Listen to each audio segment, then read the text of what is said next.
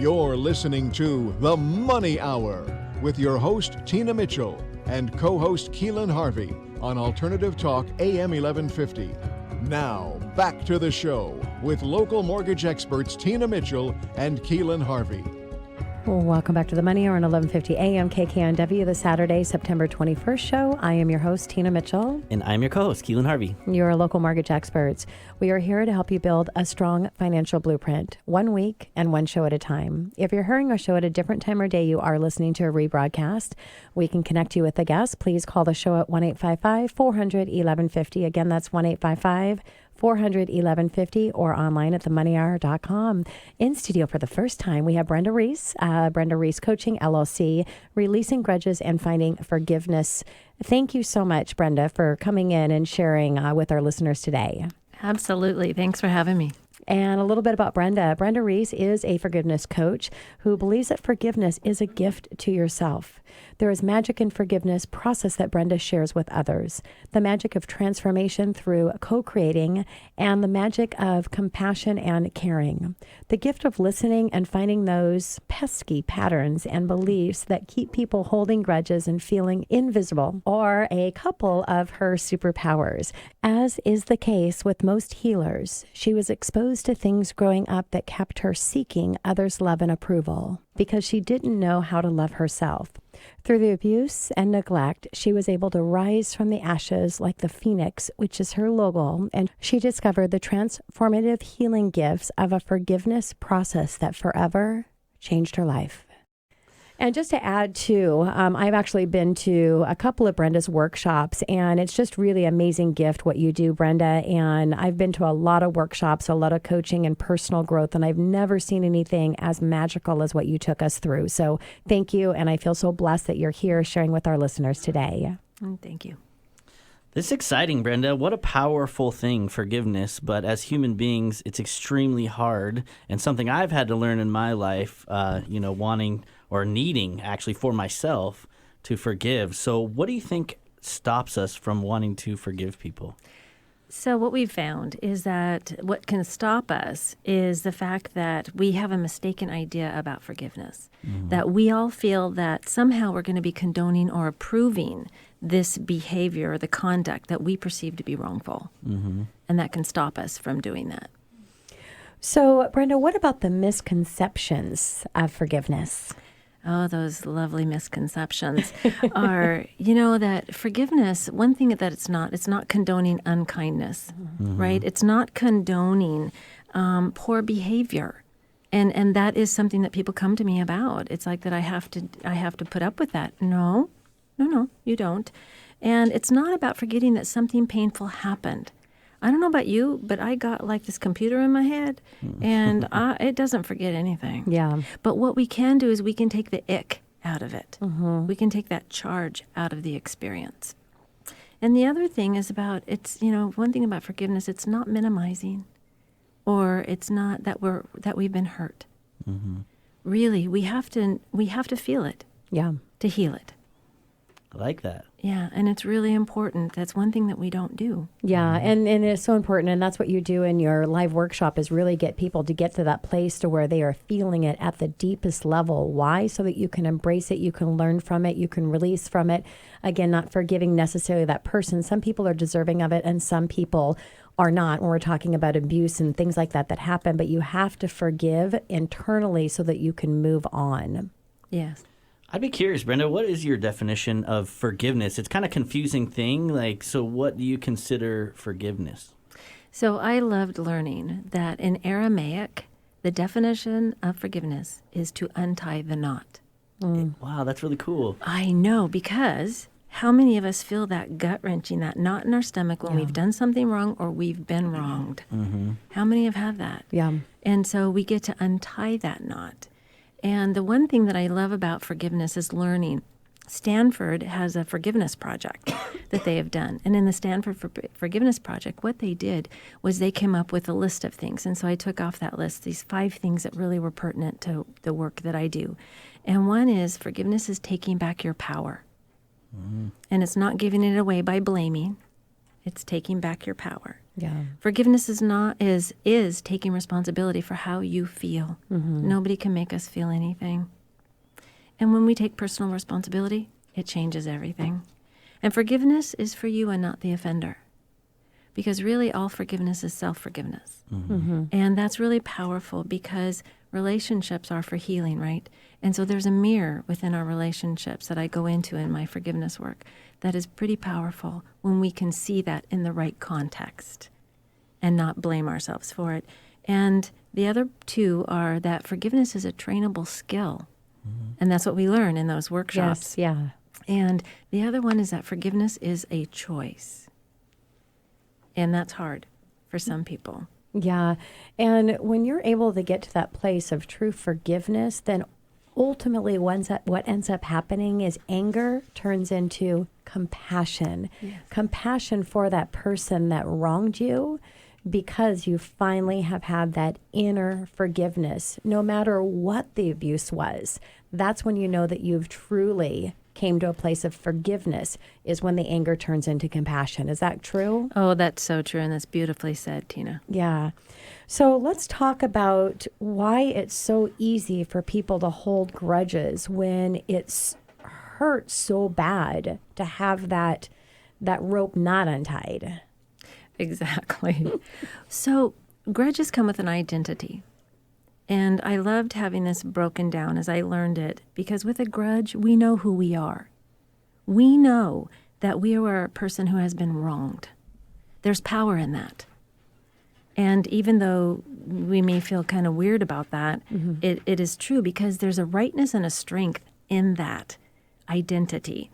And because it's something that defines us, which is our anger and our victimhood. And in having that, this kind of gives us a solidness and a purpose in a different way. And so that kind of gives us definition, and it gives us a weight. And so to let go of our grudge, we have to be willing to let go of that identity. And I want to emphasize the word willing. Yes. Because Yeah. it's a process. This is not an overnight thing, and it doesn't mean that somebody didn't do something wrong. But it means that we get to be just willing, like I say in my workshops, willing to be willing Yes. to take a look at this. Because some of them are really hard. Yeah. They're really hard. And it's not that you're giving up your story and what happened to you, but instead through embracing through forgiveness, it's still a part of you and always a part of you. But when you're sharing that story, it's coming from a different place. It's coming from helping someone through your story and what you learned from it, instead of complaining about the story and the life that you've lived through. And so you're never releasing it. It's turning in from something hateful and angry to something beautiful and compassionate of the experience that you made through on the other side. Yeah, and that's beautifully said. Yeah. Thank you, because our stories are with us. Yes. Our experiences are with us, because that's who we are today.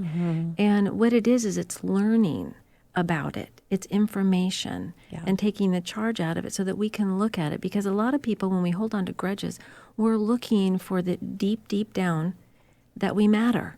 Yes. And that is kind of shocking for people when we can take off these layers and we can get down to really what's going on underneath. That can be what happens. And so really what we're looking for is that comfort. We're looking for that ease and peace, that I matter, I make a difference, I'm important. Yeah, your words and your self-talk and the story that you fabricate from that self-talk can pave your future. And you got to get to a point where what is it, superior videre? It's I think Da Vinci said that, where it's believing is seeing as opposed to the other way around. So it's creating that path for your future. So I see what you mean by taking the power away, because it's impacting you, not that person. So you're taking your power back to improve your future, which I think is so powerful. And I appreciate that so much, Brenda. What are the other effects that you're seeing of holding a grudge in people's lives? Well, what happens when we hold that grudge is we bring that anger and that bitterness into every relationship that we have, because wherever we go, there we are. And how we do anything is how we do everything. So I can't be angry over here at this one and not bring some of that bitterness, right, that's inside me to another relationship. And that's important to really know. And then the other one, too, is that we can't be present. I mean, how many times have we been really mad at somebody else and we go to an event and we can't even really be present because our thoughts are over here somewhere else? Yeah. And so that's really valuable to know. So, Brenda, is forgiveness really about that person or about the other person that wronged them? Yeah, this is good. Because forgiveness is a commitment to a personalized process of change. It's personal. And what we can do is when we take that power back, it's really about us.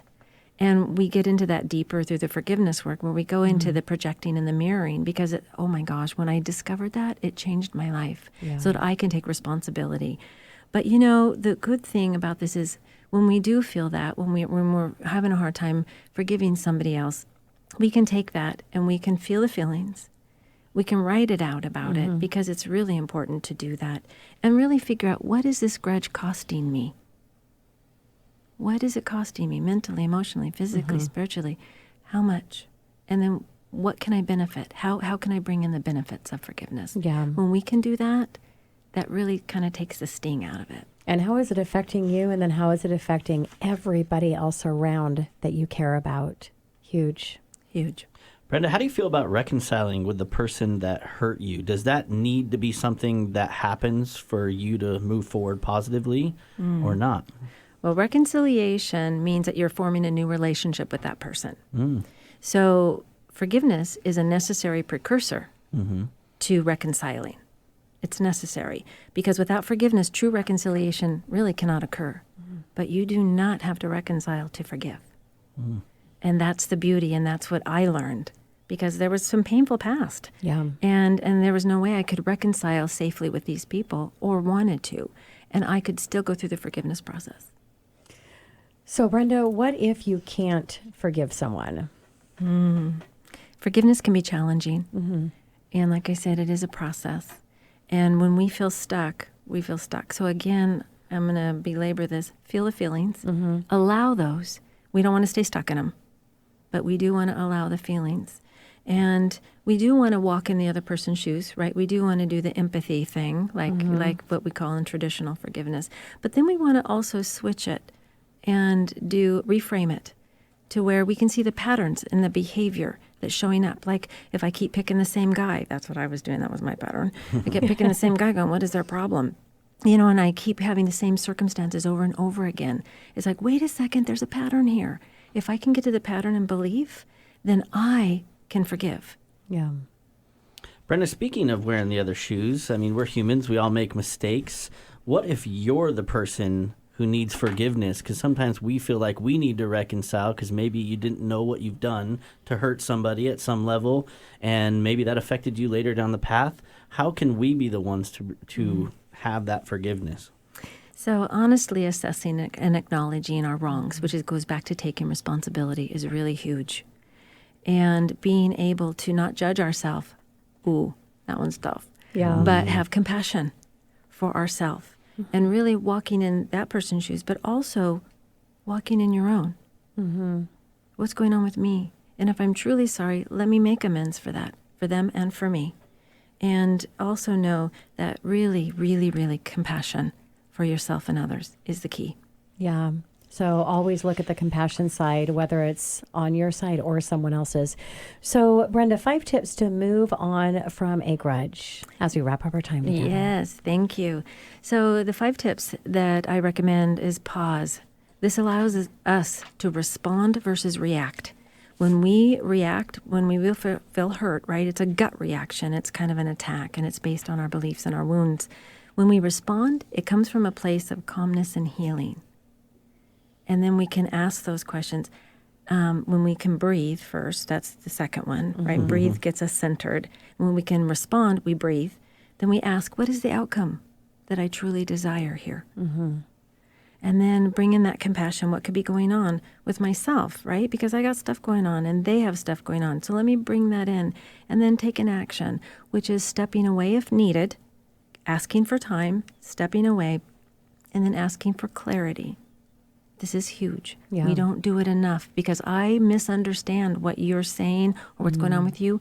And if I don't ask for clarity, I'm going to make up stories in my head. Yes. Those stories are never Right? good. Yeah. And so, and get some help if you're Yeah. really stuck. Really get some help from a therapist, a coach, Yeah. and sometimes a friend. But those can be hard too. Yeah. Brenda, thank you so much for coming in and sharing your information with our listeners today. Thank you so much for having me. And if you're listening to the show and you're in that space of forgiveness, you feel that you need somebody to forgive you or you need to forgive someone else, reach out to the show at 1-855-400-1150 or online at themoneyhour.com so I can connect you, or we can connect you with Brenda and the workshop that she does. As just a shout out here and ending, just want you to think about some of the amazing people in this world and why they're amazing and what they're doing in the world, where that came from. It came from the ability for them to forgive. Just a shout out for the Amber Alert. Coming up next on the Money Hour, stop talking about everything else and start talking about money. We have Teresa, Lieutenant of Reinventing Her Money, right here on 1150 AM KKNW after this short break.